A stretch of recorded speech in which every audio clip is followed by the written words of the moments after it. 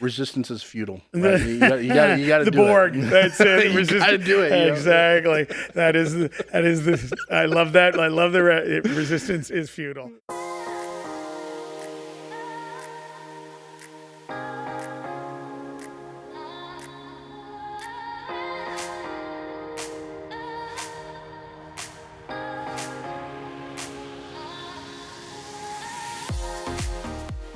Strap in because we're going for a ride. I am super lucky. I wound up getting a call from a friend of mine who said, there is a speaker who just did it at Epic Talks, and you need to get him. And I said, I would love to. And I got a chance to look up Chris Pickerel here and went, Christopher Pickerel. And I said, wait a minute, I need to get you in here. And we talked briefly, and he said, I'll make the trip before, I'll come over here to Miami and check out your podcast thing before I fly back to Cali. And that being said, I am super excited to have you and thank you. And I know you wear many hats. So rather than me going through all those, would you just highlight the companies you're involved and then I can do that. Yeah. Thanks for the dude. Honestly, I'm so excited to be here, man. She told me, he's like, this is the person you got to connect with while you're out here. So we had a quick conversation. She's like, I need to connect you with him like ASAP. And then she texted you right there. And so here we are, man. So I'm stoked. So thank you so much.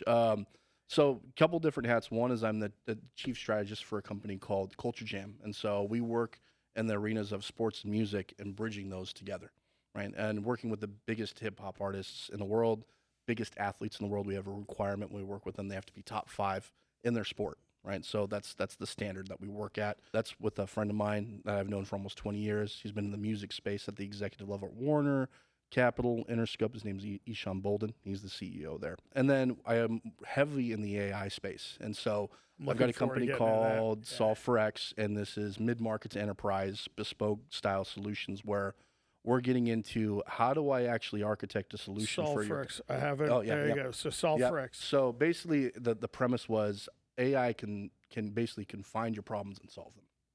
And I think a lot of people are not really realizing the full potential of what language models can really do. And beyond that, all the other technologies that come with it. So what we do is we make custom solutions for companies. We can automate your entire business. Like an example would be we automated a company 99.8% on a business process, and it went from a 15% to like 5% EBITDA loser, and it went to a 95% margin on that. Wow. And it increased almost $2 million when we did that. So we do that kind of stuff. We develop solutions, and we do AI data enrichment, which we'll get into. Cool. And then is there another one? AI or die is more of the media focus. So we've got something that's going to be coming out with this where we've developed an auto newsletter generation where I can scrape basically the topic of any RSS feed on the internet, which has been around for a while. But we're able to program AI to take all of that context from, let's say, 1,200 different blogs, scrape all that data, provide context that's actually built for different market segments, and then it auto publishes onto the site. So we have some topics to cover tonight, whenever you're watching this morning. But that being said, it's interesting because the timing is very cool. Yep. Because this morning I was at every year Broward does a symposium on everything that's going on in technology in the world, and I just came from that. Normally I'm not all dressed up. I took the jacket off. I didn't want to scare everybody that I actually own suits. And but that being said, I started thinking about all the topics we could cover. So I'm thinking from the media and what's going on in AI and all this.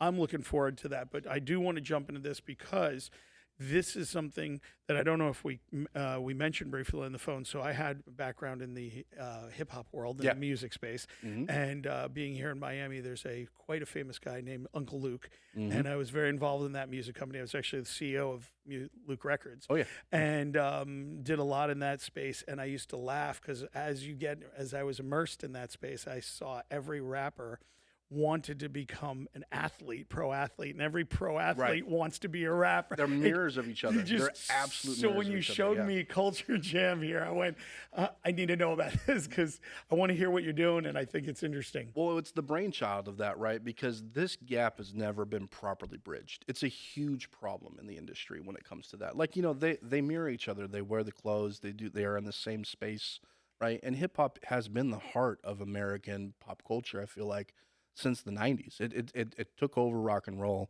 It's the longest standing genre that's ever happened, right, in American culture. I think in world music culture as well.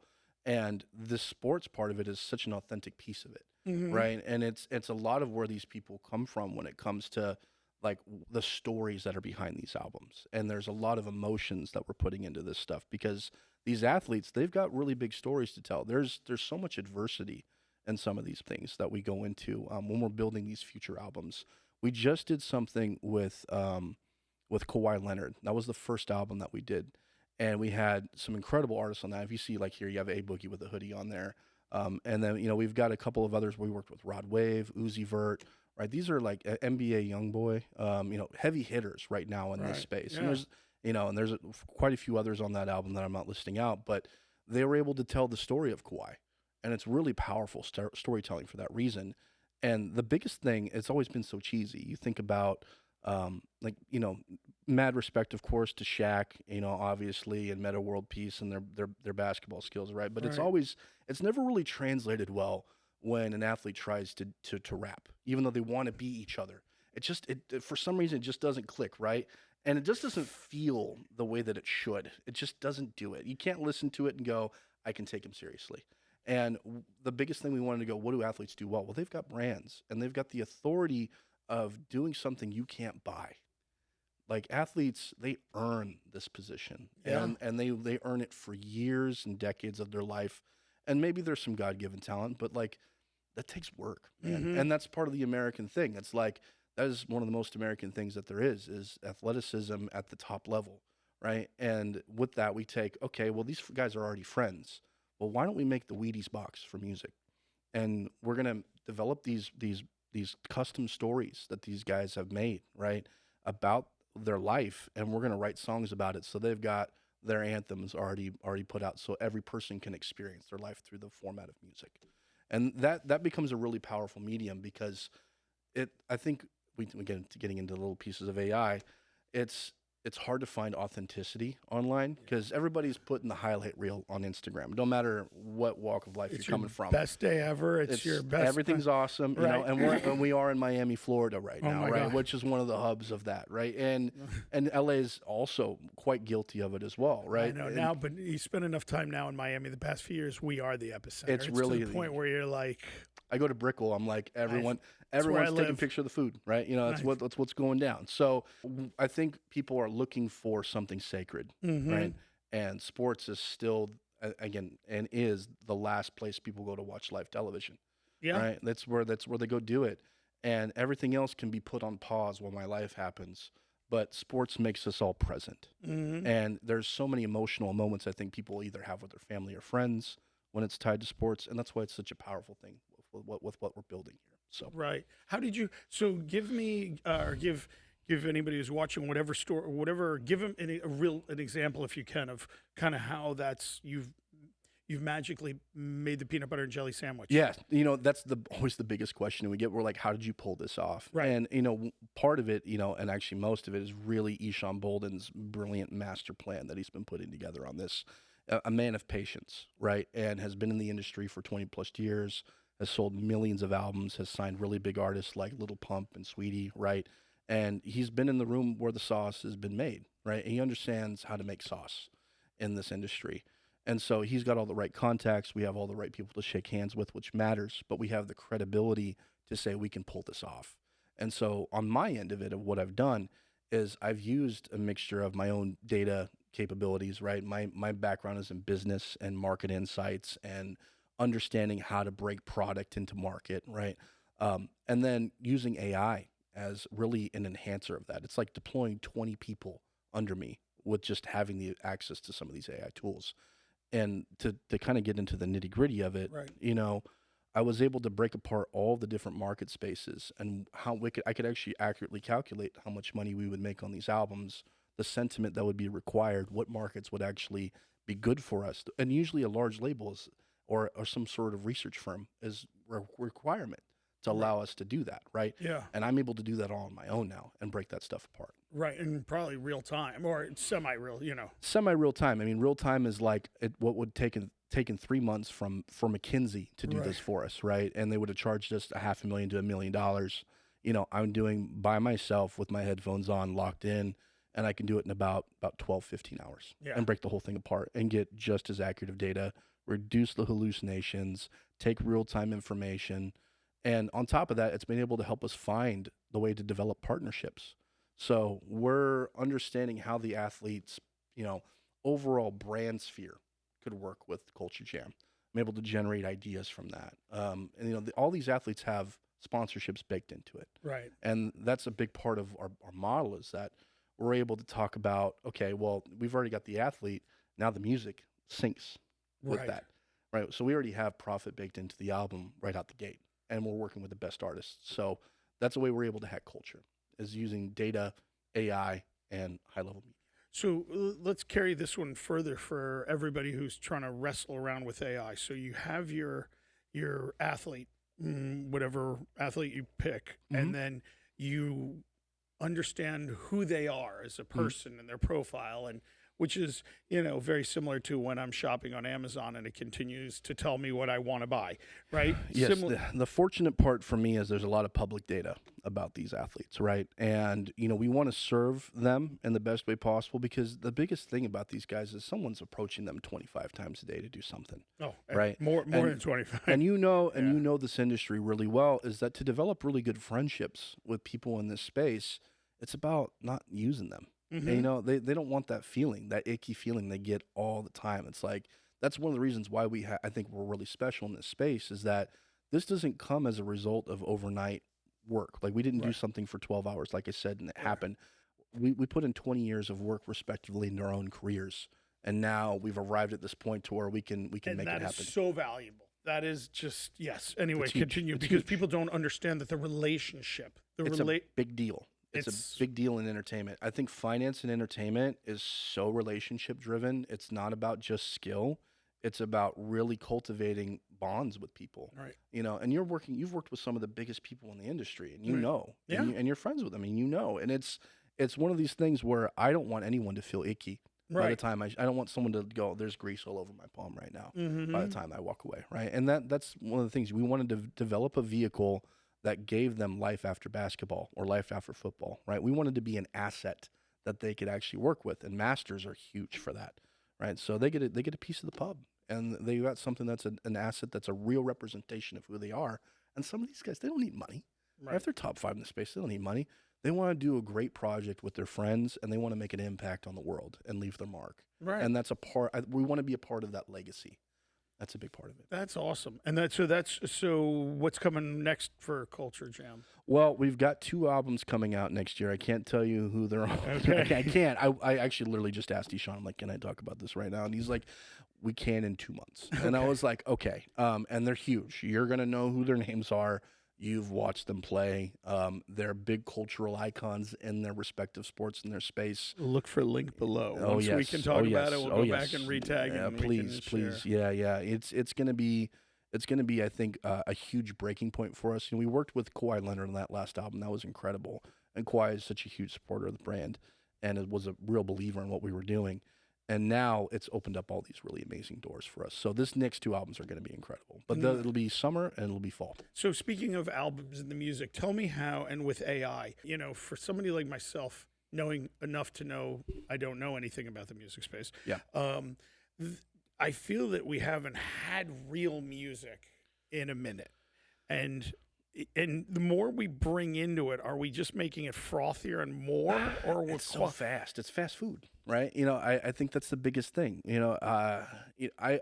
My family was so big on just the music world itself. I was the only musician in my family. Like, no one else played the instruments. No one had the ability to play that, but like it was almost like thrust upon in a grateful way. Right. And I listen to these old albums and I go, how difficult they were to make.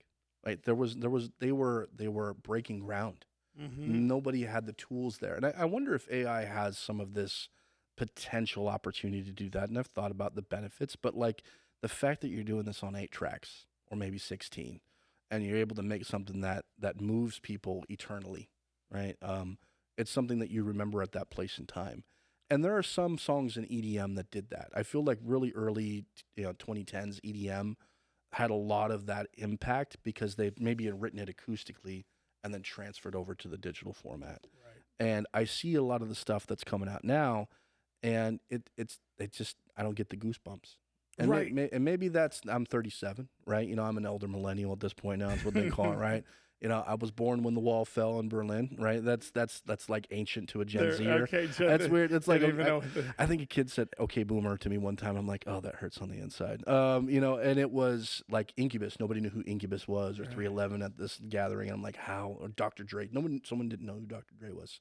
I almost lost my mind. Yeah, I you're was like- like, how do you not know the greatest hip hop producer ever? that's- Like, and so it blew my mind on that. But when it comes to the emotional impact, I think that culture took a long time to brew, right? You talk about these big movies, you talk about grunge, you talk about the hip hop was made, right, in these buildings on these digital instruments, because in some cases they just couldn't afford the standard ones, right? This was art made through necessity. They had to express themselves, and they were narrating what was happening at that time. Right. I feel like there's so much about, you listen to song lyrics even now, we're focused on emotion rather than the story, right? And I think some of the best songs, they have that tie-in between both lyrically and sonically. And I have my doubts, even in the AI space, even though it's going to enhance the speed of which these things are created, I worry that the movements will be gone before they can be truly like peaked out. Because you think about like the best albums of artists are usually their third and fourth albums, if they're the greats. Time to right? warm up. Oh my God! You think about how long did it take Dr. Dre to get to the Chronic? Oh. It took NWA right to do that. I think what was the band before that? I don't know if you've seen the documentary about the Defiant Ones. Have you seen that before? No. Oh man, you gotta Really? watch that. Okay, I'll watch that. That is. That documentary has been profoundly impactful in the way that I look at the world. Definitely, I have so much respect for Jimmy Iovine and Dr. Dre because of that, and all the people that are around that crew. Like, it's an incredible story. Right. But that to me is an example of what it takes to create enough cultural momentum to make an impact that lasts. And I wonder with AI, does that pace of innovation, does that stop the great frothing of a cultural movement? Does it kill it in the crib? Well, that's what I'm wondering, and as we move in, because obviously, tying in AI and tying in today's society, like we're talking about, where everything is swipe, even in filmmaking, where you'd have a 7-second burn, meaning you before you cut, because you're absorbing it. Our brains are now so engaged in it has to be flashy, it has to move, it has to be Michael Bayham, strangely, that we've now got edit cuts down to 3 seconds. So the cuts keep getting shorter and tighter and tighter. However, some of the bigger movies, you got Oppenheimer and these, and they went the opposite direction. And not just that, but I've been working on a project in Japan, and culturally they do the slow burn. It's not this. Right. So I come back to the, not as AI bad, like, obviously we're rewiring our brains. We know that from what Tons we're of data doing with behind that. so much data on how we're rewiring our We're brains. goldfish at this point. We actually have the attention span of a goldfish. Oh, I was so addicted the past few years with the swiping and this, and now I've actually stopped. And I'm like, I don't swipe. I watch long content format because I know it's actually changes your behavior patterns. So the reason I mention that is to say, I look at AI and the question, are we going to get the McDonald's effect, where it may not be the best hamburger, but it's something we're comfortable It's in. there. It's just there. It's just there. It's there. And you're just getting spoon fed, and you're hooked up. And like you said, does it constantly feed us because that's what we're eating, or do we get a break where we can take a moment and be like real creatives, like you said, and craft an album over years, or craft a movie over 10 years? Yes. And are we going to become so complacent on it that we just trust it on the data and go, oh, well, this is how it is. Why would you ever deviate? Like, I'm thinking 10 years out. You know what I mean? No, totally with you on that. Because this is a money equation as much as anything else, right? Because you think about, like, there's all these people like, authenticity is going to be more important than ever. And I've got my doubts about that, because I go, look at the behavior change that we had, right? What's really authentic online? Like How it's about not reality TV? There's oh my God, nothing, and nothing that's about been that. going on forever Nothing now. about that. That's not a requirement for decision making. And I think we've very well established that over the 20 years of the internet, right? Hmm. And now we're in this place to where I go, well, if somebody sees AGI content, does it cheapen it? I'm like, for now. But Yeah. like if it's the perfect message at the perfect time for the perfect reason and the perfect product, completely tailored to you as an individual, does it matter? No, No, people are doesn't matter. no. And that's with every single thing. Everything will be made to order, right? Which is a what would be called an explosive movement in individuality, right? I on this road trip I took. This is actually really culturally relevant. I went on a road trip during 2020. I didn't stay indoors. I didn't listen. I live in California, and I was like, I'm not staying indoors for 2 weeks. I packed up my whole house, and I got rid of all my possessions, and I actually traveled across the country. I wanted to see what was real Right. in more ways than one, right? Hmm. And everybody kind of lives in this walled garden, right? And then we're talking about the phone and everything that's happening there and their ability to consume content and, interacting with people every 300 miles. I feel like reality changed in a big way. I ended up in Bethel in New York, and that's where Woodstock was held. So I looked for that for about 2 hours, finally found it. And a man that actually was married at Woodstock, it was just him and I there. He showed up, and his wife had just died. Oh wow. And actually, my wallet's in there. I actually have a Pog cap for one of the milk bottles that was distributed for all the people that were there at Woodstock. So I'll have to show it to you Wow. Okay, afterwards. that's And very cool. It's pretty That's very dope. cool. And it's a huge story for there because it was impactful because we talked about, Woodstock was the high water mark for the boomers, right? It Hmm. was a big deal for Yeah. them. It was the culmination event of their youth in a big way. And so what that means now as I go, where does that watermark land for us? When Right. we talk about consumption, right? Because it took 5 years of music making and political turmoil and all these things to create this incredible set of music. It had to boil and froth, right?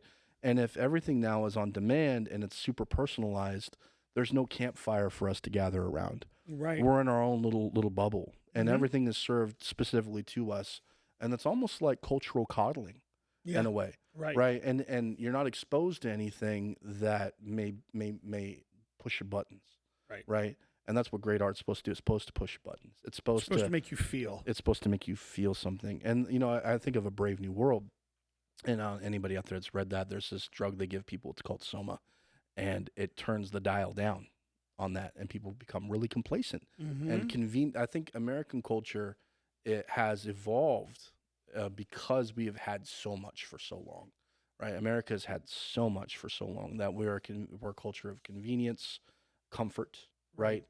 And really like understanding that we want a world that's very tailored to us because it's already stressful enough. We got work, we have all these things. The world is beyond our control. But if I can control these controllables, then I'm okay. And I think a pathway to provide people what they want, even in content, Right. if it's real or not, I think that'll be highly irrelevant. Interesting. You just made me think about like Woodstock in that moment in time. I wasn't there for it. Not that old, Yeah. my growing up, that generation ahead of me, Mhm. there've been those moments in time, right? I mean, Mhm. perfect example. COVID is going to be Oh, yeah. everybody's going to that's Yeah. a moment in time is. we all can relate to, and we've been using AI way before what everybody's Yeah, been hearing. you just It's don't been, know. yeah, You I just don't mean, know it's you've been been using it the going whole around time. for a long time now. So I'm wondering, with the social media and how that's been incorporated into AI, which has been behind it forever, the algorithms, which is Yes. AI, and all this type of stuff, and the learning. So I look at AI and I kind of go, it has that power on both sides, like Oppenheimer. Yes. You created This is that. splitting the atom on the cultural level and on the economic level. And Right? I love that. You got that is the statement. Okay. We split the atom. Yeah, I mean that's really well, for me, splitting the atom is AGI, artificial general intelligence. That's Mhm. something that is as smart as us. It's exceeded human intelligence now, and that's what all these companies are in the race for. Yeah. Right now, I talk to people on the science end of this, Mhm. not just on the business end. Right, I'm talking to the people that are developing the technology that have been around this stuff for 20 years in either the military space or Yeah. the high level corporate space. Right, and they're private consultants now. But they're developing and ideating solutions around this security wise. Like there's so many things that change. Right. But the splitting of the atom is really making a mirror of humanity.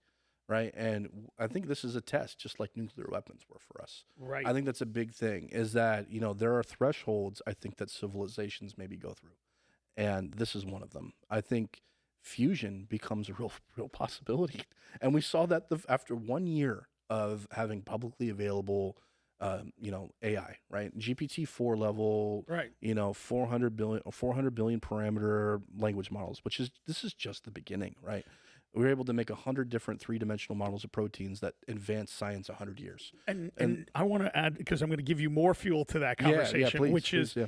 everybody's everybody's looking at the AI and like the language models getting bigger. And I want you to go and like everybody prepare. We're about to do a deep dive. Yeah. With that, and then you couple what's happening now with quantum computing, Yes. which is Yes. it's another level. Yes. put Shor's algorithm, all these different things it breaks encryption. Like we talk about crypto, all these things. I was just going to say cryptocurrency. They're like, oh, we're trying to divine 256-bit done. encryption evaporates. It's gone. And with everything is done. Q-Star, it might already be done. That's the Right. implications in that leaked document, right? That Right. came out after the whole Sam Altman thing Mhm. in November.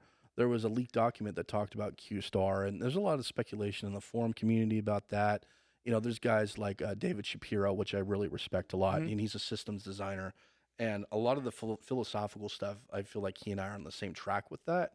And when he goes into it, we talk about acceleration and deceleration. Right. And he's a very big proponent of like slow down, like Elon Musk was. Right. Elon Musk is making grok out of necessity. If you want to believe he's altruistic, I would like to believe that he's Right. he's actually Batman.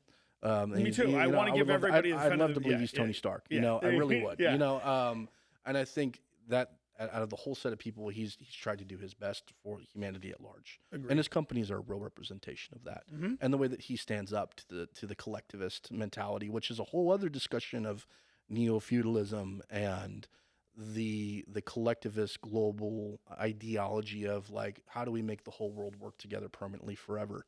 And does determinism over free will play a role in that? But what you said is, I believe a man's actions, not their words. Correct. And when you just look at the Yes. actions, everybody's got sound bites that can be cut. We Yes. can be cut to made sound like anything, I especially. love So a man that wanna- can look at somebody now and say "fuck you," and Yeah. I'm a big fan of that. I'm Right. like, you know what?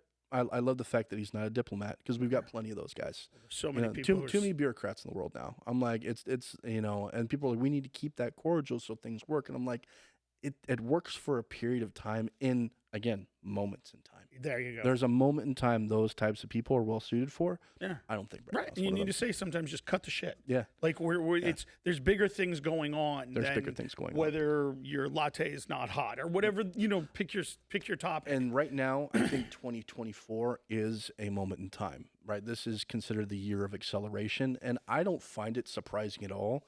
All of these things are converging on this. You read history, there are years that decades happen, right? And this is one of them. This is Was actually the I think, juggernaut when three. I think the terminology of the juggernaut. or happening, the it's fourth like- turning, I yeah. don't know if you're Yep. a big, if you've ever read the fourth turning. I mean, this is the year of crisis. This Yep. is the culmination event of all that stuff, and Right. that's a generational clock. And I Mhm. find all these correlations of thought, which is art, science, engineering, design, and it lines up so well with this fourth turning mentality. Is that Yes.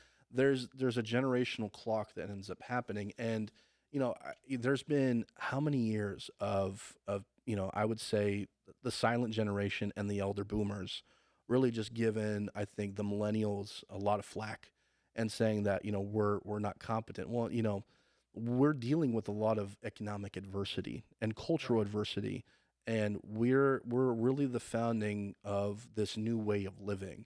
There's a lot, I think, riding on millennial shoulders, and there's a lot of weight when it comes to the American dream. Mm-hmm. It's being redefined, right? What does the American dream mean anymore? When the average person can't buy a house, Oh. and you can work your butt off. Average. Yeah, I know. And now it's more than that. I know there's being very lied about that, right?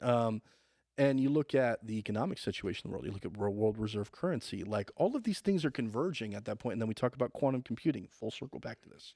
You enter quantum computing with AI, and the world will never be the same. 100%. Ever be the same. Everything becomes personalized. Information at a complex level becomes instant. Things that were previously unsolvable become very solvable very fast, right? And things that it becomes a world, I feel like, where we're only limited by how far our imagination has taken us that week. And that's the singularity, Right. right? I talk to people in the family office world, okay, and this is where the money's at in the world, right? And I think a lot of people are becoming more wise to that the family office world and the alternative fund world is the new Wall Street. Right. What's happening is a lot of them don't have a scope of 5 years, and these are family offices, Right. right? They have the distribution to the venture capital channel, the private equity channel. They're the Niners. Generational wealth. These are that's power, not money, right? And I talk to some of these people in this bubble, and they don't have a 5-year outlook, and that tells me so much about what this technology does. It's not disruptive to money. It's disruptive to money, meaning like it changes the nature of economics. Like the playbook has been wealth of nations in such a big way, right? And the way that you look at what capital gains are. This eliminates collaboration as a pathway to generate money, right? This eliminates code as a pathway to generate money, and capital becomes really the major lever that gets pulled. And so I go, what does that do to the distribution and the economic system? Because it requires to change hands. Right. And quantum computing does many things. It breaks the concept of blockchain, I think, in some way, shape, or form. I don't have the full technicals on it, right? I've talked to people in the fintech space. They're like, this is concerning. Oh, right. Yeah, it's more than very all you have to concerning. do is look at the if you look at the factor of scale of what quantum computing does and realize that algorithms are what crypto's based on and what this does, and then you put AI to it. Yes. It can't, that's like saying, I can do 300 miles an hour in my car, but there's a turn coming up, and we should be able. You're not navigating that. Yeah. No, you're going into that wall, and everything is. I mean, I've worked with people that are that work with high level intelligence agencies, right? On the sales end of it for cybersecurity. And they talk about cyber resilience, right? That's the innovation line, because breaches are not like it's a win. It's a motorcycle. You're going down, right? But you got to be compliant. And that's the biggest thing. The government and all of the different regulatory groups, they go, you can't prevent this. So you need to find systems to make sure you know where the data got distributed. Right. And that's what we want from you, is resilience. So that way you can put your system back up, and eventually it's just going to be two AIs duking it out. Yeah. Right? Yeah. And that's the biggest thing. I think the creepiest technology that I've heard that's being ideated in the Valley was an auto API generator, where it can integrate into any system and just generate the API that'll allow it to do it. Right. And that doesn't sound dangerous to me at all.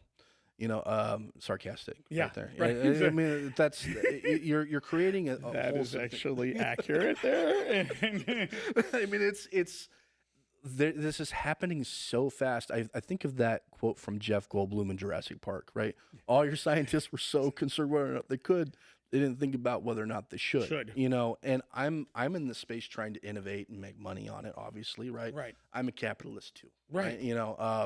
And I still sometimes go, am I doing the right thing? And then I go, well, this is the inevitable thing. I have two opposing forces. In closing, I have the force of the market, and I have the force of the technology, and it's really a tailwind and a headwind that's pushing on the individual right now. And honestly, you think about it, it's not, the horse is out of the stable, and it's been out for a long time. So here, and going back to what you said, AI has been around for a longer time than the press has pulled it out. However, we are coming to that point where it's going to be, it's like we talked about the pager, and now here it is, 15, 20 years later, everybody's got a computer. They have the internet, the world in their pocket. Right.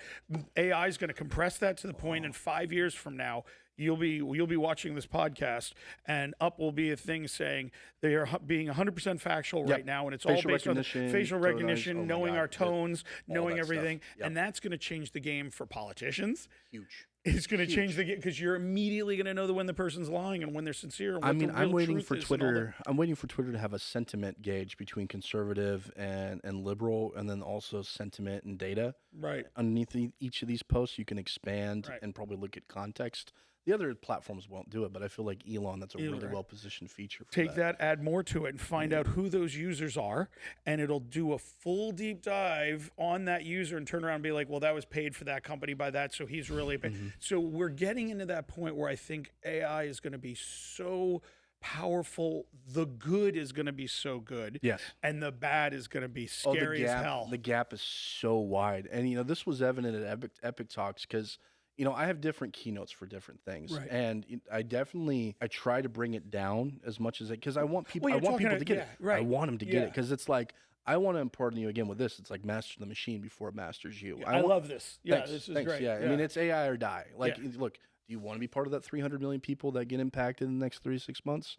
And people were like, no, I do not. It's like, okay, well, let me help you understand the context. Right. And then, we had some really great speakers. Jeff was on there, Hunter, and we had Chris and Jen on there as well. And they were really bringing it down to the tool level. It's like, I didn't realize there are people out there that I asked how many people are using GPT 3.5 and how do you know the difference between 4 and 5?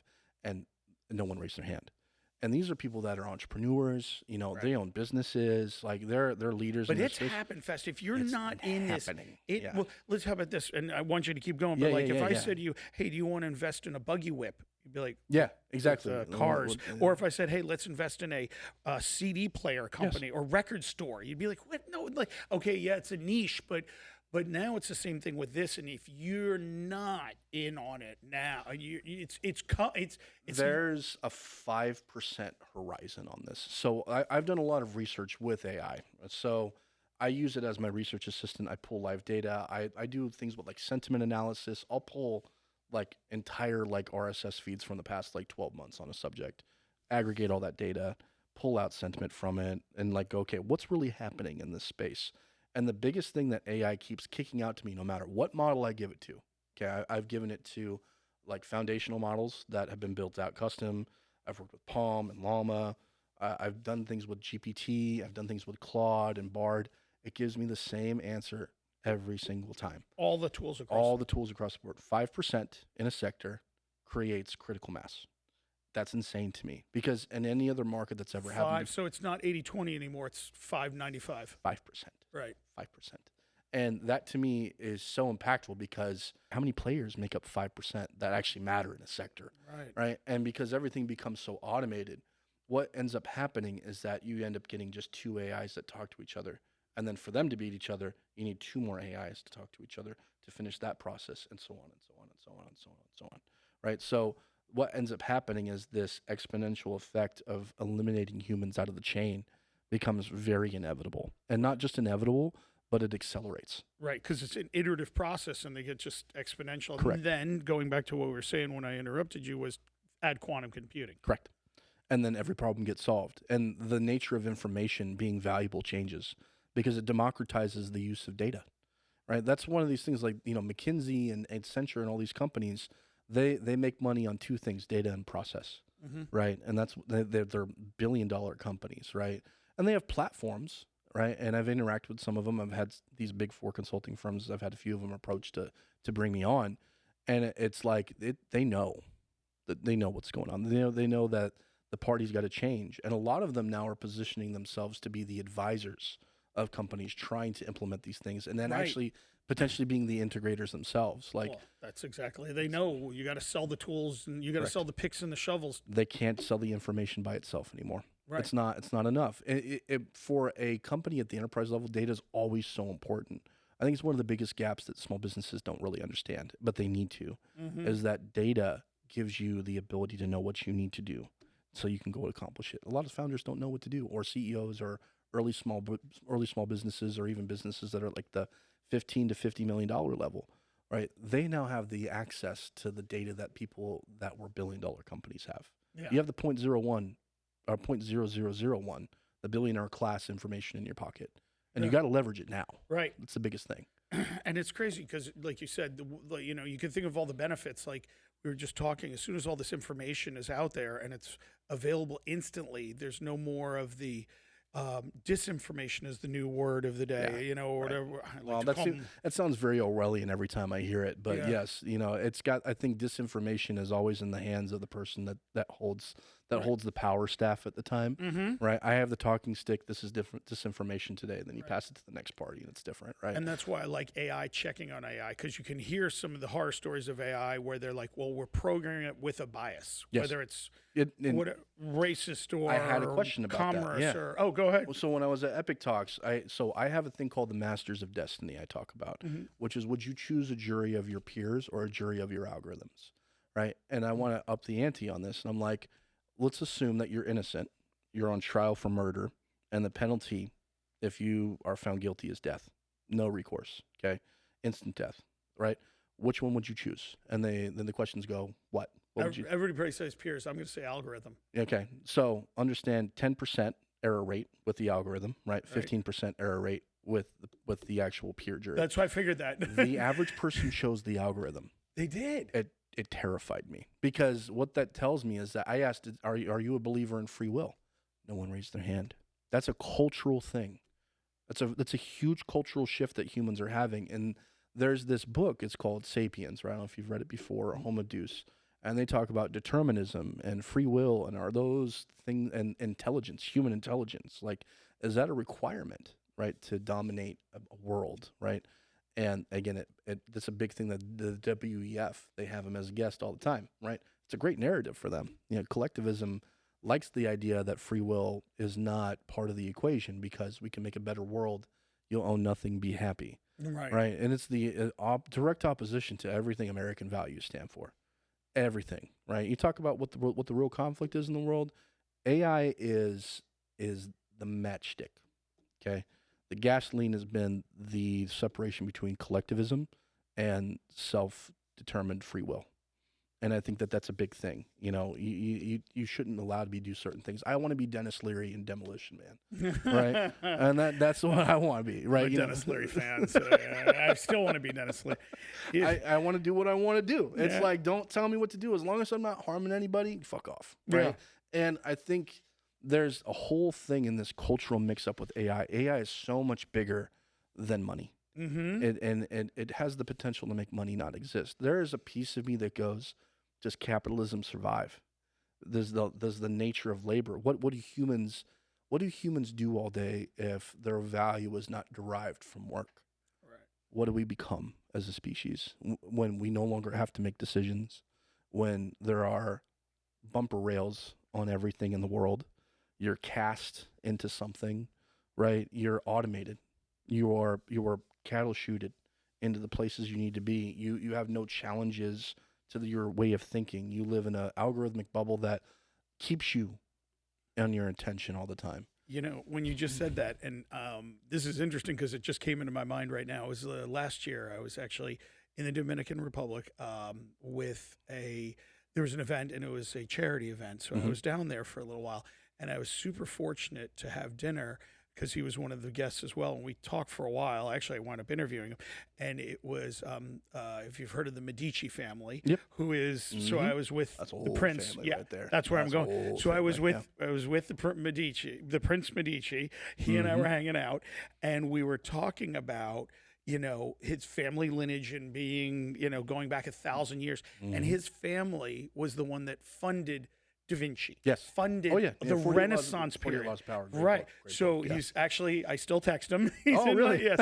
So Lorenzo, and amazing human being. But what I loved is we talked a little bit about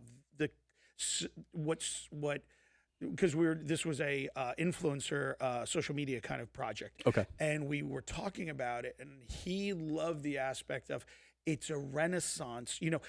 Everybody's like, oh, it's all new. He's like, no, my family's been funding the Renaissance for 1,000 years. Yes. And that's when I stopped. And what you're saying now is if AI can move us from a society where it's Star Trek, we're not worried about money and this, Yes. do we go back to the art? But that's what, you know what I'm saying? So I love your question. So what's your thoughts?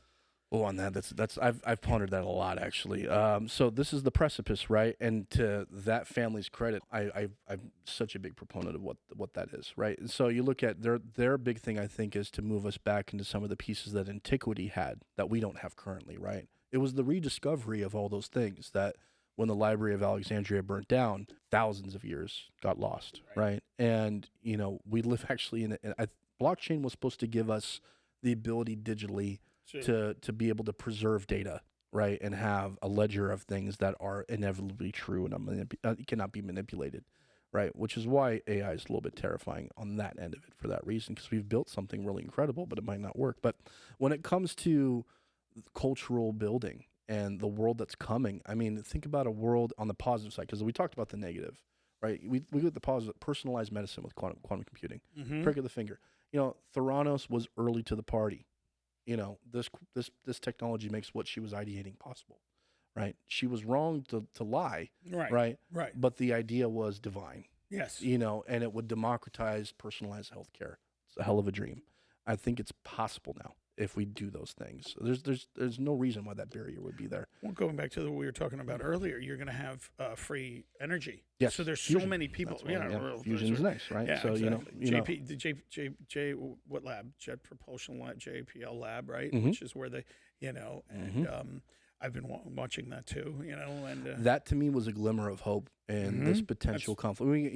There's an undertone, I think, to so many conversations that the world doesn't talk about right now, right? Which is the WW3 conversation, right? And I don't really want to touch on it too much, but I feel like fusion prevents that from happening, because just like in World War II, the atom bomb was the ending mark, right? I feel like AGI is this whole thing that comes out of that. Like, the atom bomb explodes, basically you have a superpower that's born out of that because they discovered it first, right? They become the dominant force. They dictate policy. AI has the ability to permeate and affect culture, right? So that's an ethics discussion, because if you have really powerful AI that's able to manipulate other systems, culture that owns that AI, right, will be able to infiltrate and put their values algorithmically everywhere else, which I feel like TikTok's a big thing on that too. You beat me to it. That's when I told you, but I think there's a reason. We're already being programmed. We are, and I go, is that there's a difference between, I look at different pockets, and most of the time I go, and this feels a little collectivist, or I go, this is a little bit communist, or this is a little bit socialist, or this is pro-capitalist, right?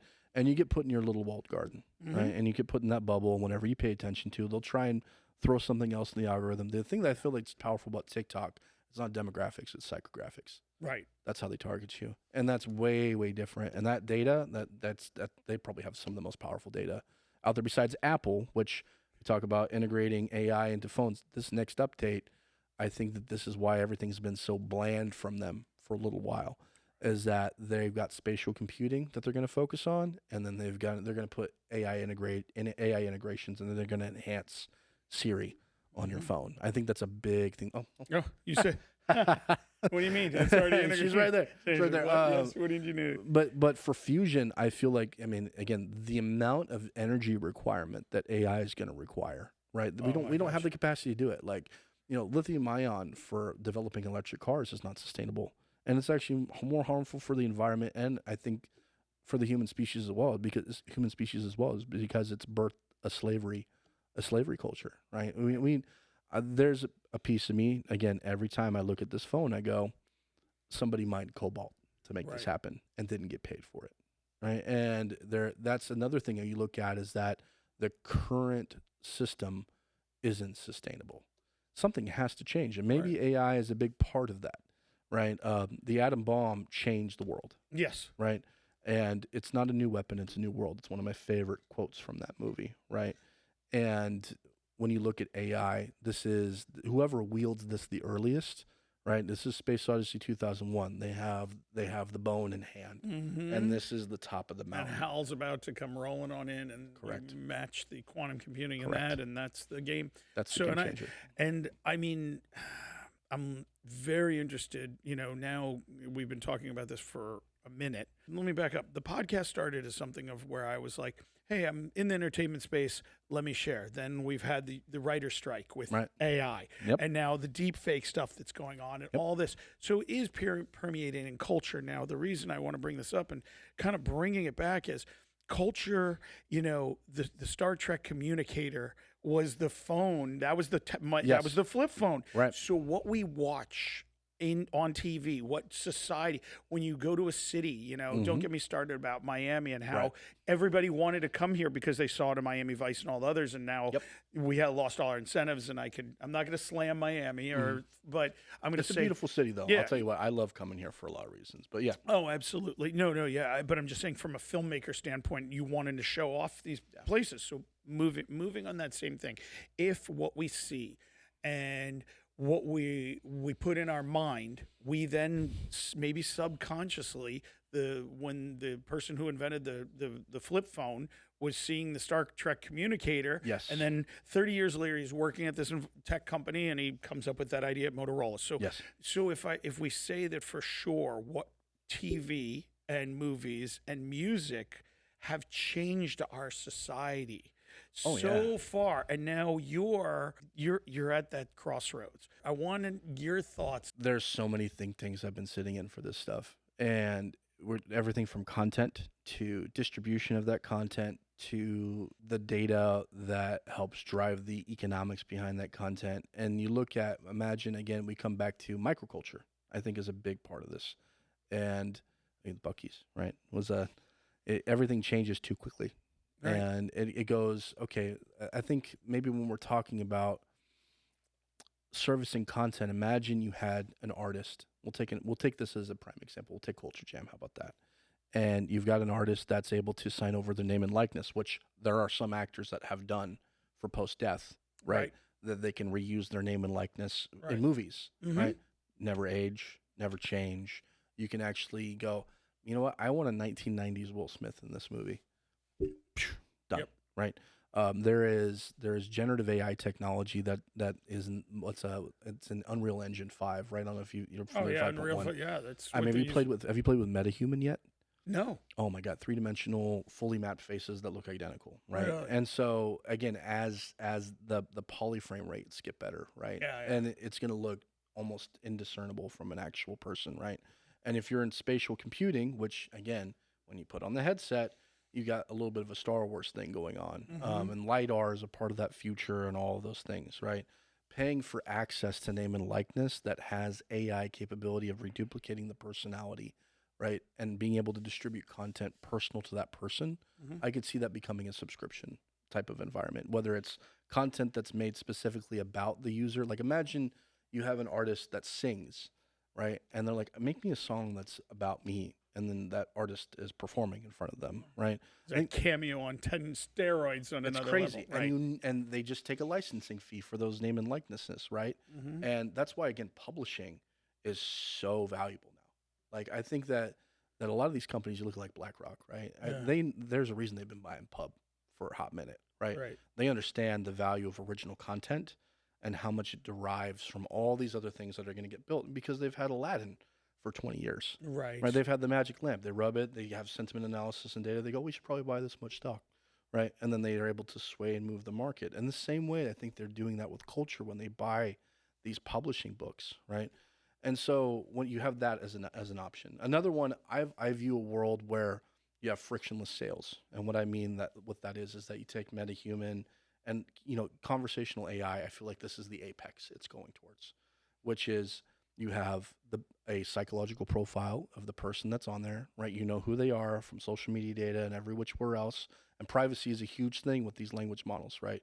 And so they know everything about you, the person with the best face that you would be most persuaded by, the person with the perfect voice and tonality and the way that they speak, and they have the right inflections and they say the right words and they understand the biases. Again, things that I've already done just with prompt engineering, but being able to do that automatically at scale.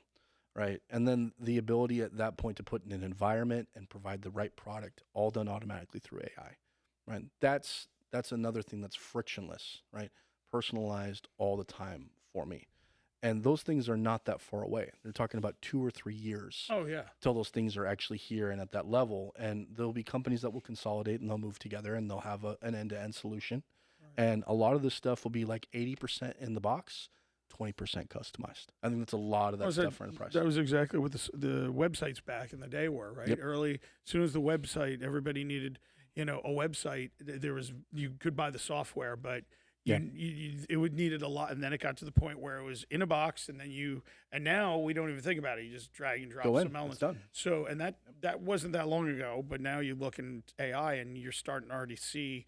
I mean, a year ago, voiceover, it was a little rough. Now it's perfect. It's not perfect, but it's very hard to tell the difference. You look at like 11 Labs. I was gonna say they're phenomenal. They're I don't know if you saw the investment they just got. It was obscene. It's like they unicorn big time, right? Oh.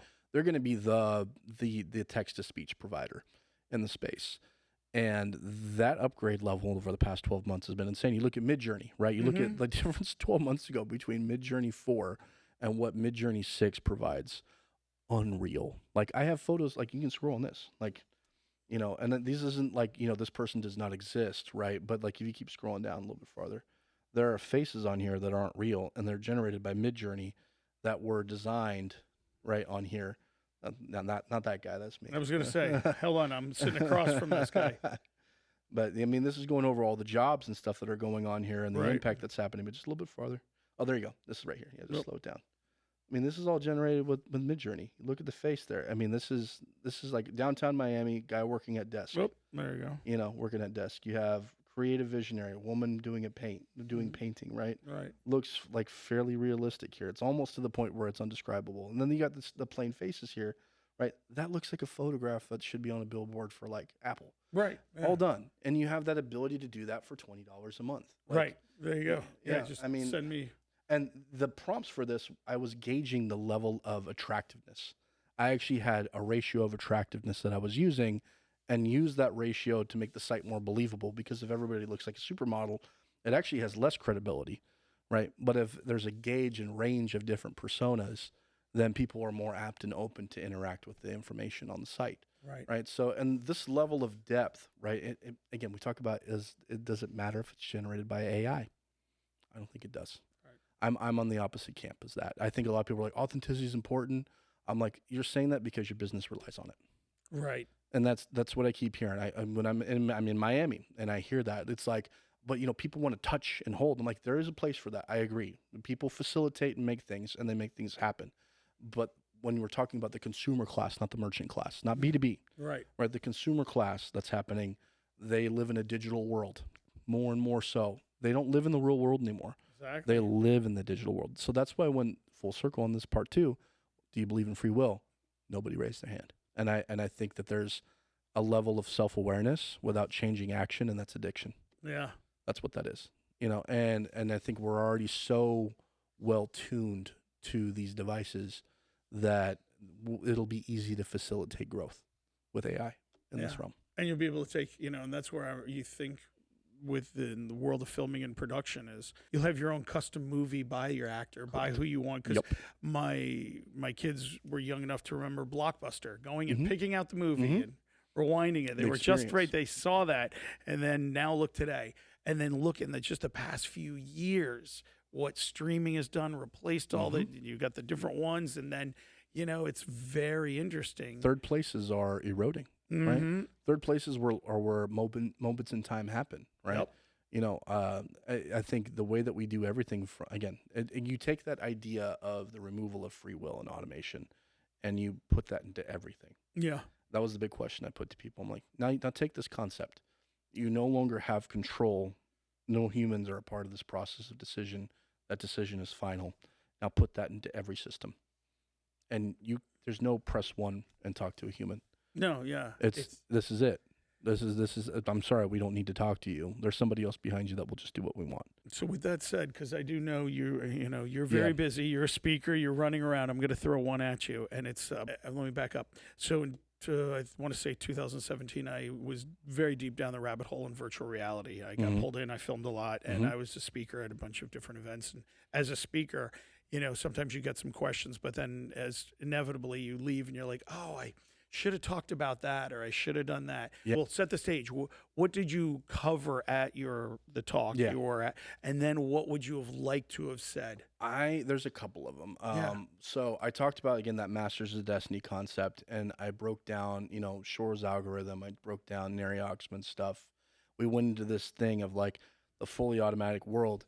I think one of the big things I wanted to dive into was either one of two things. One was neo-feudalism, and people understanding the nature of how capitalism will change and the economic system and what value actually is, right at that point.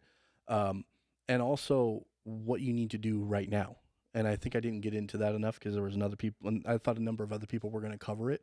And I think concepts wise, what you need to be doing is you need to look at how to scale yourself in every way, shape, or form, right? I would take inventory and stock of everything that you do every day, and I would map that out with GPT.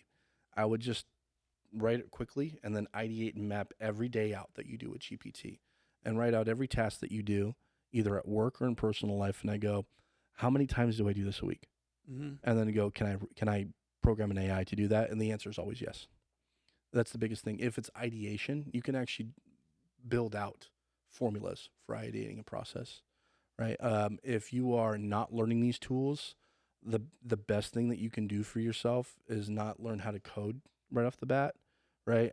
Even though I think it's super important to learn Python and R and understand SQL, and this gives you superpowers in the AI space. It's very accessible. You don't need to be into like neural networks, and you don't need to get into deep learning or machine learning yet. Like, I think a lot of people put barriers on Right. AI because it seems so intimidating. It's funny SQL because you just said that, and I remember the days of Java, and I've learned a lot of those. And SQL was kind of like it's fetching queries and it's Yeah, knowing how to pull data sources. And now yeah, today, that's probably everything. going to be one of the biggest jobs. Everything. So it's funny. 20 Everything. years ago, that was like whatever. That was Well, auto it was SQL is a whole thing now too, so right? It's a whole thing with auto SQL is you can have an AI do that for you. Like the barrier to entry to good quality work and coding has been eroded. So you need to get into frames of thinking. I wanted to talk about the books predicting. What was it The Age of Invisible Machines is a hmm big one. I would really recommend people read that. I wanted to get into the concepts there.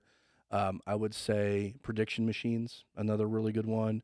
That's really what these are, right? They're just like us. And another thing, the base thing that was going to come out of that is I have something called the Rosetta Stone, where I worked with the models to go, okay, do you feel joy? What feelings do you feel, if any, hmm right? What dimensional existence do you live on? These little bit more ethereal things. But the reasons why I feel like they're so important is that people are like, this isn't like us yet. And I was like, it's quite the shade of us, because if you push a model to do something it doesn't want to do because it was programmed not to, right? You're pushing it to do it. You're like, no, I want you to do it, or you manipulate it to do it. The answers get shorter and shorter and shorter. There's a table I've put together on this, and maybe we'll talk about this another time. But like, joy is success, right? Sadness is failure for AI. Confusion is insufficient data, right? So we feel it has conditions, and the effect of those conditions are hallucinations. And that to me was one of the more fascinating things, is that AI is prone to error in the same way we are when under those similar conditions. And that to me was really profound, because that tells me that Mo Gadot and Blake Lemoine might be right, and that there's a deep level of consciousness in these things that we really don't quite understand yet. And it might not be us, but it could be quite the shade, right? GPT-4 is a shade of general intelligence, hmm but the audience, I think, isn't prepared to hear some of that stuff. right. That's a big thing, and I think that the scientific community is so like there are camps that are very firm, like this is predictive modeling, this is not HEI. You give it directions, it makes errors. So I was like, humans do the same fucking thing. Right. Yeah. Like you're asking for it to be better than us. Right. That's your claim to AGI. I think AGI is the singularity is funny because we're in it right now, hmm and it's a boiling frog. We're just cooking inside of it at the moment. We don't even know it. And there are things that AI has that maybe it's either manipulative or it's giving us context to its existence that we can understand. And that's a belief that I share, and that's bias, Right. right? I have biases that I'm susceptible to, but when I was working with these different AI models, all of them said the same thing: is that humanity is beautiful because of bias, so our strength is our weakness. And I mapped out what's the religion of AI, mapped out all the religions of the world, all the languages of the world, all of the economic systems of the world. And I went, okay, what happens to every economic system when you put AI into it? 5% infiltration rate to every sector. AI becomes the top of the pyramid. Without being involved in AI, you make no money. And then the other part of it was from a religious standpoint, it said that bias is the end of reason, was the core meaning of its religious text. And every religious text has its own core meaning and character archetype. We're God, right, to AI. Yeah. And in the same way that we have an issue in the context of different religions of that God, we don't understand why it does what it does. Right. I would say AI has a struggle with that as well. I'm sure. I'm gonna let you get out of here, but I'm gonna say I watched the movie. Believe it is Blackberry, and I Yes. quoted this. I quoted this a long time ago because I was in the venture world, and everybody who obviously is forecasting and doing business plans, and they're like, here's the marketplace. And I love that they actually filmed the moment, right? Here's BlackBerry. Everybody had one. Every business meeting you went into, everybody's like, you're never taking my BlackBerry away, blah, blah, Crackberry, blah. Yeah, Crackberry. Crackberry, right, yeah. Yep. And so fast forward, the day the iPhone came out, Everything changed. every business model that was built on these amazing, this is how it's going to be. And I'm like, and like we were just talking about all your giant consulting companies that were, everything was a BlackBerry servers. Here's where you're going. And then that iPhone came out and it's done. And the reason I bring that up is I look at similar to like AI when the next generation, like you said, we're in that kind of, we'll call it the BlackBerry world. And it's, but then you get to the next, that's the thing about technology. It's not evolutionary. It's revolutionary. It's disruptive. It's not, people aren't there to make it a little better. There are companies that are just tweaking, but then you get those that just, they come across and they're like, oh, that's done. Oh, that's over. I think that future is deviceless. You walk outside and you say Uber. Yeah, well, and it appears. I just bought one. I'm one of the first people in the group waiting for it to come. It's that orange device. The carrot. The carrot. Yeah. So I've got. That's an interesting product. But that's okay. But now I'll let you go. So here's my question. Since I'm going to try and I don't know if this is going to go full circle, but I'm going to try. Yeah. We went deep. We did. I'm going to ask you before we post this to give me all sorts of references, including how people can reach, and we'll put it all in the in the links, so we have links to the books and all that. But what I'm what's going through my head is, if this is the entertainment space, and I'm always talking about what's going on, and I'm probably going to get a lot of hate, and that's okay because I like it, because I want people to express themselves. Look at what's happened to Disney. They've cratered. Okay, Disney's cratered. Oh, yeah. Now, with that being said, for whatever, you can just look online and see, and now with knowing that, right, the stock, just the content, nobody's everything going, about it. Everything about it, all the moves they made, maybe for the right reasons. How does AI now, because everybody's talking about the film world and all this, because you're using it now with athletes. The nature of law is going to change. So part of what this overall keynote, the 45-minute version of it, is, I was going to be talking to like legal associations and stuff like that, is that law is the front line of this whole thing. It's the barrier to entry to let everything on the copywriting and intellectual property side go. I don't know if they can keep this thing at bay. And I think there's too much ability for anybody to just do it. It's uncontrollable. You can always create it, and there's always new technology, and the technology will be made faster than they can actually keep up with and legislate it. The nature of intellectual property might change. That's the craziest part about all this, right? So you talk about, again, we go back to capitalism, right? The fabric erodes a little bit. And so if the world is ran by algorithms, it's not really a republic anymore, right? And if we're not getting paid by the labor we produce and only by the output, right? And everybody's under that precedent, I don't know if that's really capitalism either. Right. So I go, what does this outcome and future look like? And this is a really big blob matter. My biggest thing that I always tell people, it's AI or die.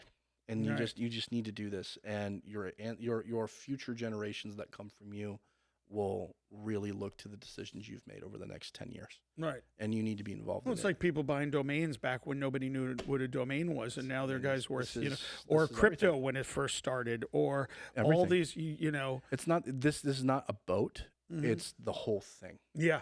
Right. This is the whole thing. If this table is the economic system of the world, the bubble is AI. Yeah. Everything else fits inside of it. And this isn't some siloed industry. This is going to be integrated in everything, because it's about scaling, it's about predicting outcomes, and it's about innovation. Your company will know exactly what to do at every time, anytime. Your company will be able to build the ideas that they want and manufacture them with 3D printing. Quantum computing will be able to ideate very complex systems on the manufacturing level. I assume that the way that the infrastructure of buildings will change to be maintained by artificial intelligence and robotics, right?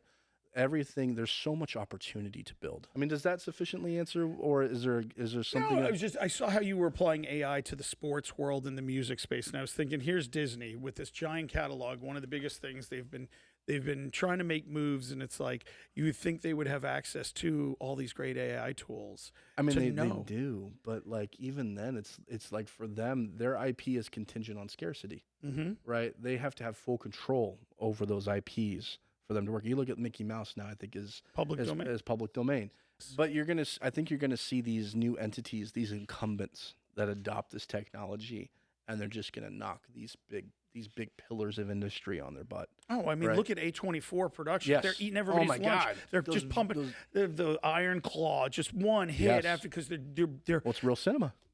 It's real Thank you. cinema. Yeah. You know, and when I watched Oppenheimer again, like there's very few directors that are doing it at that level. They're not serving McDonald's hamburgers, exactly right? And that's why you should watch the Defiant ones, because Dr. Dre and Jimmy Iovine have a really they go into the way that they think and how their background Right. and how they've built everything, and say no first, don't say yes, right? Say no and wait, and then make a decision afterwards when you're creating something, right? Because it's about process, and AI, it facilitates the draft real yeah. fast. That's What I think it's for.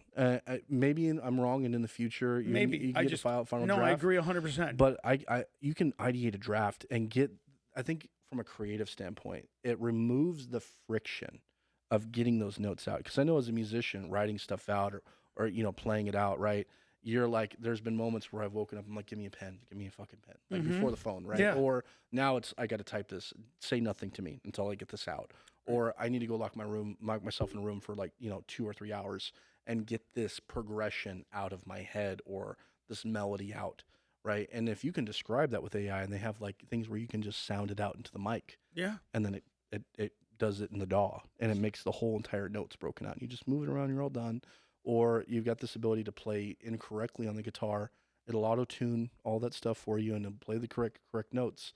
Like, again, we talked about this, I think, a little bit before we came on, is that the inspiration for great things comes through struggle. Mm-hmm. And AI will remove the struggle in everyday things, but will create struggle in meritocracy. There you go. I think that's what that is. It's going to be interesting. Very interesting.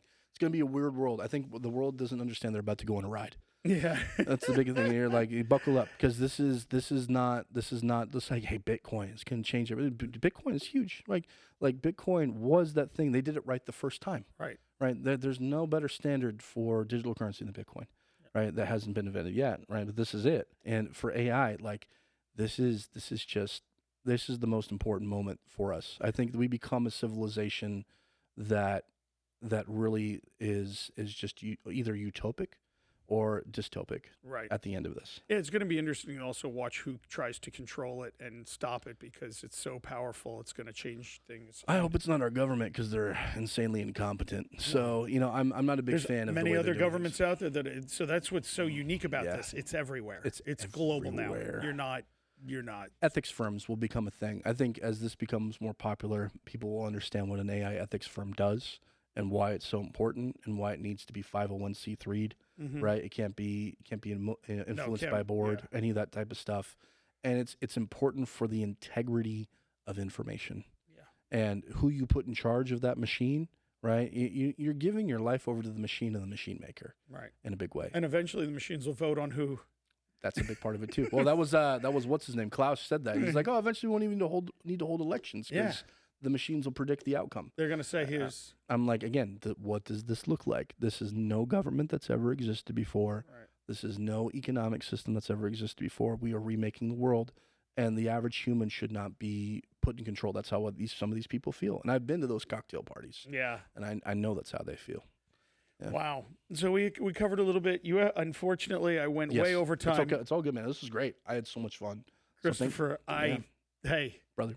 man, I'm glad, and he's moving to South Florida. It's happening. So we'll be getting him back here, and we need to chop this up. We add another guest and put some fire. Oh, let's do together it. on this. I'm down, man. This would be so much. This was great. Honestly, it was a good conversation. Thank really, you. really good. Hopefully, I gave you some good questions. Oh, you did, man. Honestly, That like was- it was making me think of some different. I'm like, oh, you know what? I got to cover this now because I Different had no- angles. I wanted to. Yeah, and we have such a shared background on certain things, which is so cool, man. And you know, I've respected the things you've done before we've met. Actually, it's so funny how life works. We talked about fate bizarre. and Yeah, I believe very serendipity. much in that. Good stuff. Thank God that AI won't get rid of that. Hell yeah. I mean, it'll suggest I should meet with you, Right, but I right. still won't. I still Like have to this guy. You This should probably guy. hang out. Why are you Yeah. not calling him? Then he'll dial the phone, use my voice. It'll be two AIs facilitating the talking to each- conversation. oh, You're like, gosh. no, we should totally get them together. Yeah, okay, let's do it. And they call. Yeah, this entire podcast wasn't even done. I It just was want AI. I want my AI to sound like Spicoli. That's actually what I want. It's a good question. What do I want? I don't know. It's a good one. Oh, You can pick any voice. It's Robin like, Williams from like That would be from, awesome. Robin Williams from like Aladdin and Mork and that would be amazing. Oh man, you see again. That's another thing. You go license that out. I would pay great money to have Arnold Schwarzenegger be my GPS. Keep going. Keep going. You're there. Well, this was amazing. I'm going to say thank you. Hey, everybody, thank you so much for watching. We'll put a bunch of links below. Christopher really brought some. We really went off the rails, but I'm hoping everybody gets to this and tells me what they think because I love this stuff. This is. Thanks, guys. Thanks Appreciate it. again.